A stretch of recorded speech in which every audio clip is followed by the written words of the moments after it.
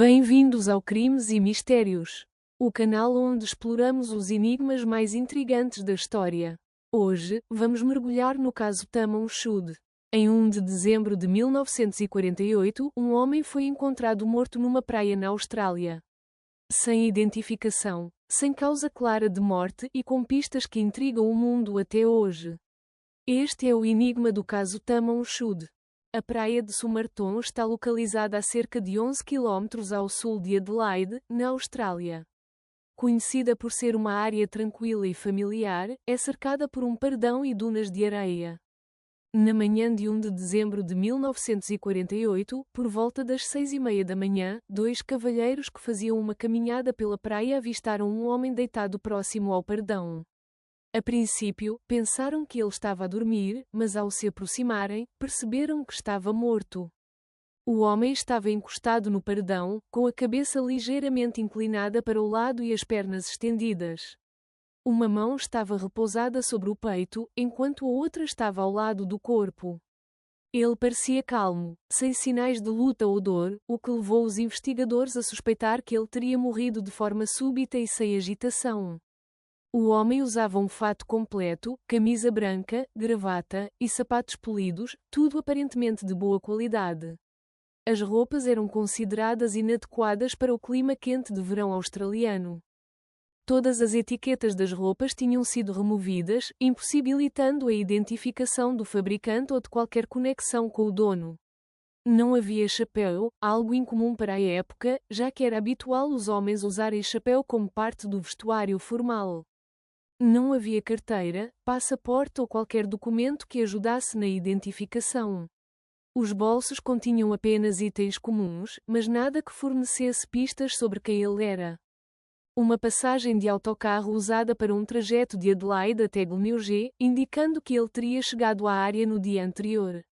Um pente de plástico. Chicletes de marca Juicy Fruit.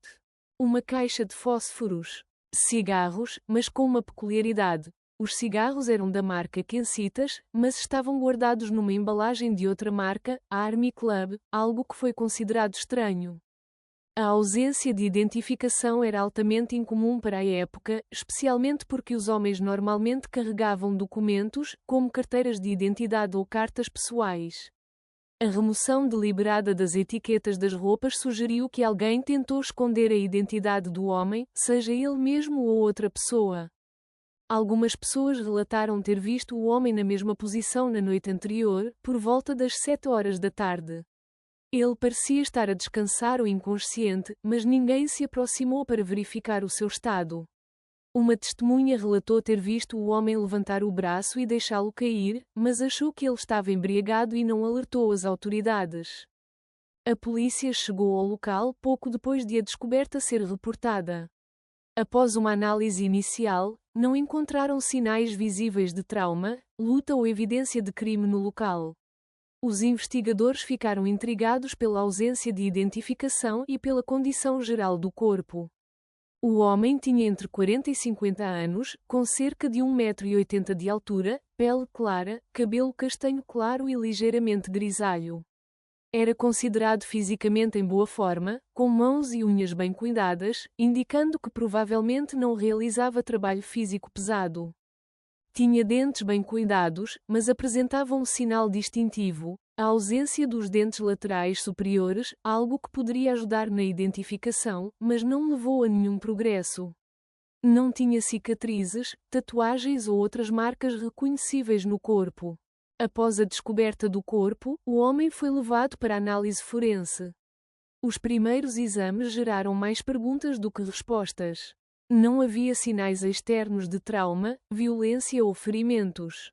O corpo estava em boas condições físicas, sem cicatrizes ou anomalias notáveis, exceto pela ausência de dentes laterais superiores. A condição das suas mãos e unhas sugeria que ele não realizava trabalhos manuais pesados. Os médicos não conseguiram determinar uma causa clara de morte. Os sintomas e o estado do corpo sugeriam envenenamento, possivelmente com uma substância rara e difícil de detectar. O conteúdo do estômago foi examinado, revelando que ele tinha consumido um pastel de carne poucas horas antes de morrer, mas não foram encontrados sinais de veneno nos alimentos. Os especialistas levantaram a hipótese de que o homem teria ingerido um veneno difícil de identificar, como glicosídeos ou barbitúricos. Apesar disso, nenhuma substância tóxica foi encontrada nos testes disponíveis na época, aumentando o mistério. Dias após o corpo ser encontrado, investigadores realizaram um exame mais detalhado das suas roupas e descobriram um pequeno pedaço de papel escondido no bolso oculto da calça. O papel continha as palavras Tamam Shud, que significam terminado ou acabado, em persa. A frase foi identificada como parte do poema final do livro Rubaiyat de Omar Khayyam. Os investigadores procuraram cópias do Rubaiyat para verificar a origem do papel. Eventualmente, um médico entregou uma cópia do livro à polícia, afirmando que ele foi jogado no banco de trás do seu carro estacionado perto da praia de Sumartom. A última página do livro estava rasgada, e os restos do papel coincidiam exatamente com a parte arrancada. Isso confirmou que o papel encontrado no bolso do homem vinha desta cópia específica do Rubaiyat. Na contracapa do livro, foram encontrados rabiscos com uma sequência de letras aparentemente aleatórias, WRGOABABD e também MLAOI, e outros grupos de letras ainda mais enigmáticos. Alguns especialistas sugeriram que as letras formavam um código cifrado. Outros argumentaram que poderiam ser simples anotações pessoais sem significado especial. Até hoje, o código permanece indecifrável. O livro também continha um número de telefone escrito à mão. Após investigação, descobriu-se que o número pertencia a Jessica Thomson, uma enfermeira que vivia perto da praia. Quando questionada, Jessica Thomson afirmou que não conhecia o homem encontrado morto na praia. Contudo, segundo relatos da polícia, ela parecia visivelmente desconfortável durante o interrogatório.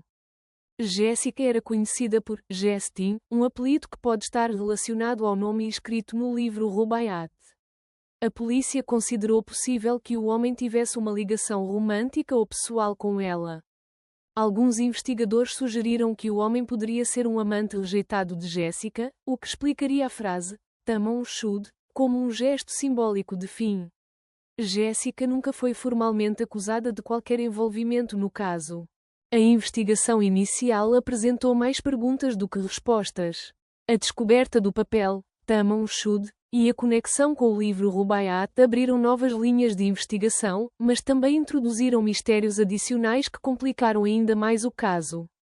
Apesar de novas pistas fornecidas pelo livro, a investigação encontrou vários obstáculos. Jessica não forneceu informações claras ou úteis que ligassem diretamente o homem a ela.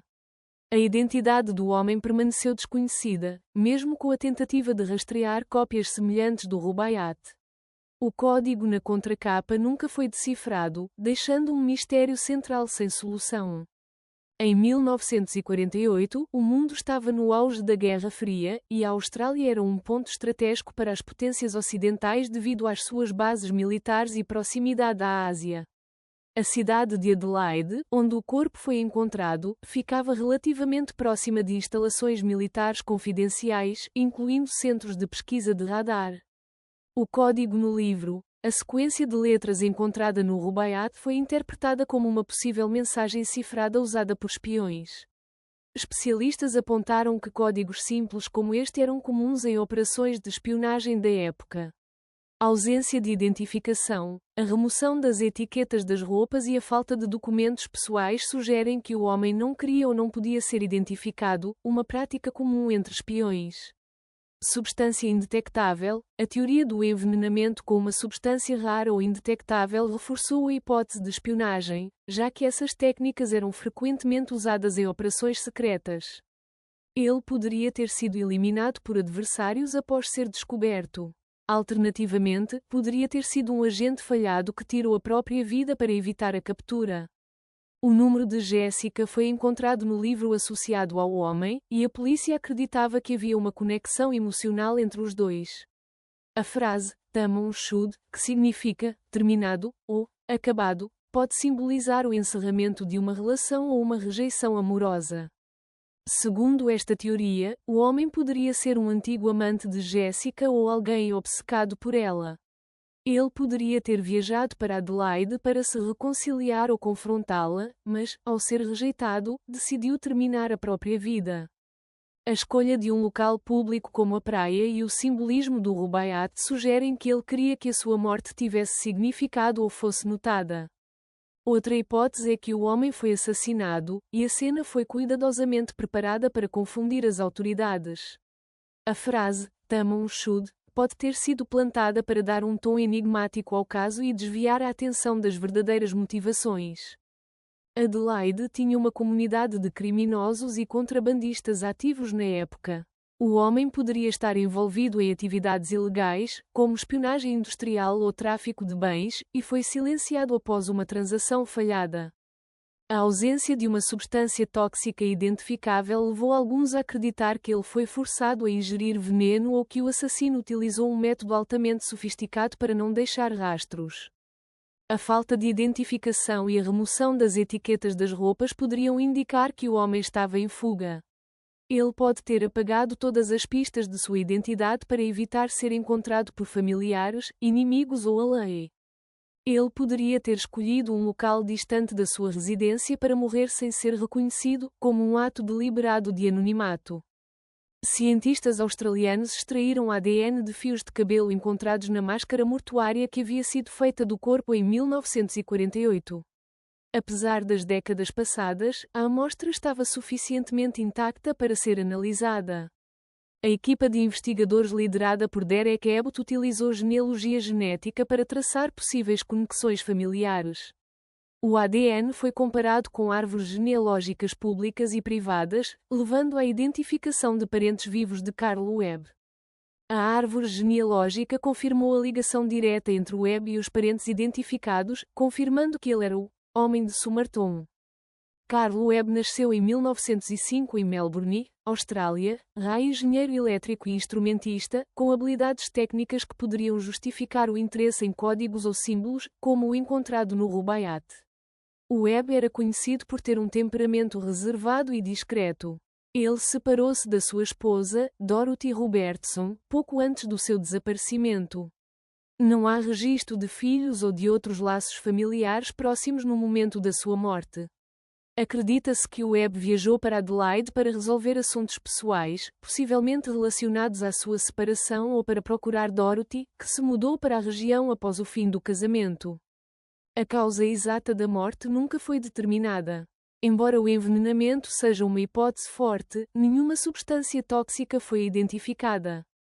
O significado das letras anotadas na contracapa do livro ainda não foi decifrado, deixando dúvidas sobre se Webb era um criptógrafo amador, um homem com ligações à espionagem, ou se eram apenas notas pessoais. Embora o número de telefone de Jessica Thomson tenha sido encontrado no Rubaiyat, não há evidências concretas de que ela conhecia Carl Webb diretamente. É possível que Webb tivesse uma ligação indireta ou obsessão com Jessica.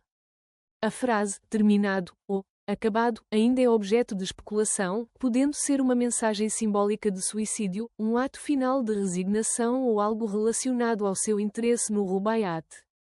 A identidade do homem encontrado na praia de Somerton foi finalmente revelada como Carl Charles Webb, mas as perguntas continuam.